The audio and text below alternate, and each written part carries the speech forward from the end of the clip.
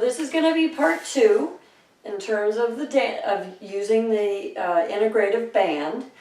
I talked in part 1 just about what it was, how it enters into your life, the functionality, and to me, the brilliance of it. So what I want to start with today is introducing how to start working with the band.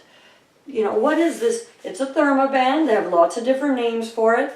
But how it was introduced to me in the ballroom in order to access my inner awareness, sensitivity, alignment, and all those things was in the feel of the band and how to use it in my own body as a feedback mechanism.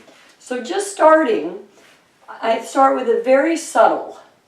I start with it up here because when I breathe, you can see if I exaggerate breathing from my whole dynamic system, you see a movement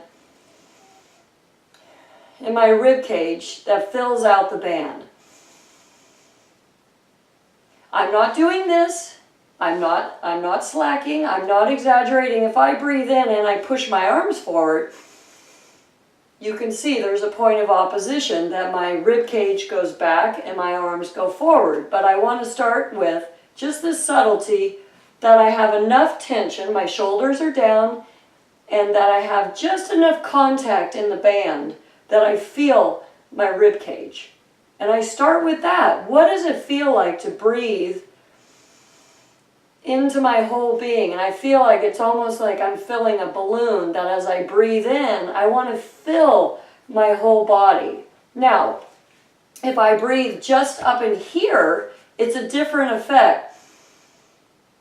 You could see there's no dynamic movement. It's a lot more shallow if I just chest breathe. So you might see a subtlety of some movement in here, but there's nothing that I'm doing inside to create a movement. So if I go and I take that breath and I bring it down deeper, because when I'm building all of my library of movement in life, I'm doing it from my core outward. That is healthy state of being in the body, is how to build the core. What is the core? You know, we hear so much about that now. And I had a nice description the other day.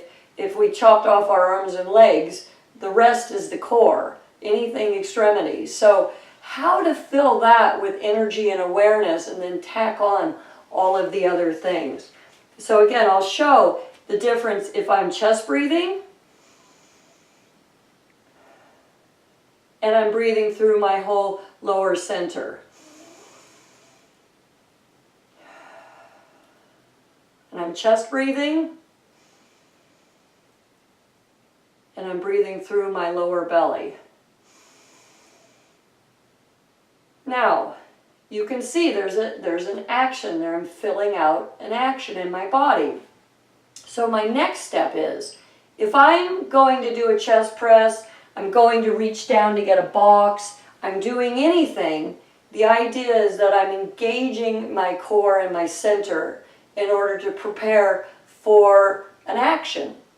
And so it's not that every time I go and I breathe in, but it's knowing from that full action, what does that feel? What do I sense? What do I feel? Some of the books talk about a bracing. Some of the books talk about pulling your center into your spine.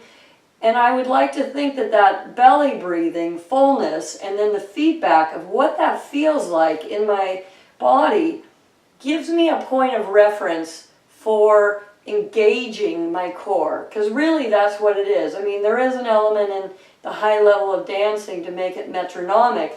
You breathe, and then as you release the action, you breathe out, you flow with the action. So there are points in movement that, as you know, working at the gym or just in moving, there's a point of when to have the contraction and when to release. But right now, I want it to just be an introduction to how to find your core.